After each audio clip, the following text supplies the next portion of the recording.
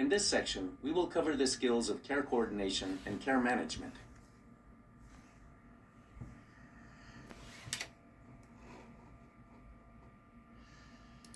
A CHW's role within the community creates opportunities for better coordinated care. CHWs can serve as a liaison between multiple services and help with care coordination for their clients. CHWs also play an essential role in building relationships with local agencies and advocating for the community and client needs. As we've learned before, CHWs come from a place of cultural competence, cultural humility, and lived experiences. Through care coordination, CHWs use these skills to bridge the healthcare system and the communities they serve. And CHWs bring the voices of the community back to the health professionals to guide a deeper understanding of the needs of their patients. This is critical to care when navigating cultural and language differences. Let's take a look at this in action.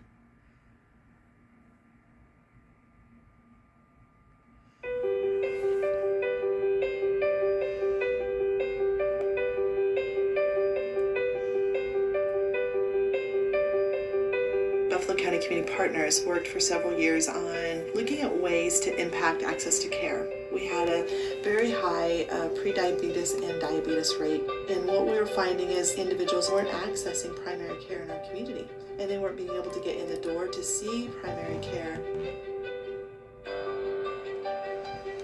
Well, our plan quickly developed into identifying 250 individuals in our community who are uninsured and unable to access primary care in our community. We wanted to partner those 250 individuals with 1 to 2 community health workers. And what we wanted to be able to document is if we put community health workers in our community, worked with those individuals that were most at risk, could we save enough dollars in the healthcare system to document the need for community health workers?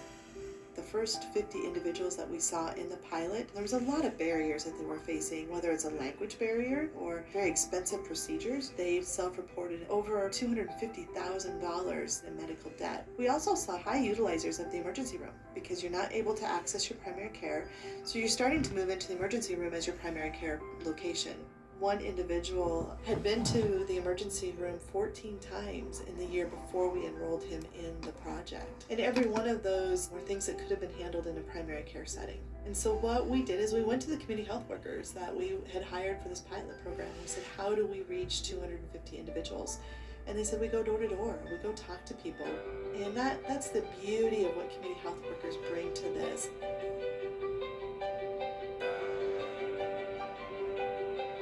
They worked with individual physicians who'd come to the table and said, yes, we will help. They worked with office managers within our primary care practices that said, yes, we'll put up a sliding fee scale. We began to see a 4-to-1 return on investment almost immediately within the first year. We were shocked, absolutely shocked to see that amount of return on investment even within the few months that we started. We soon found the dollar amount of savings to the emergency room was well over $1 million.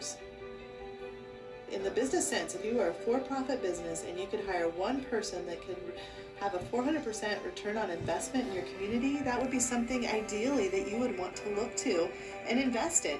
Of course, we went straight to the hospital administration. We went back out to primary care to say, this is the cost savings we're starting to see by being able to prevent people coming into the emergency room and being able to navigate the services better in our community through the alignment of the most important element of the whole program, which is community health workers.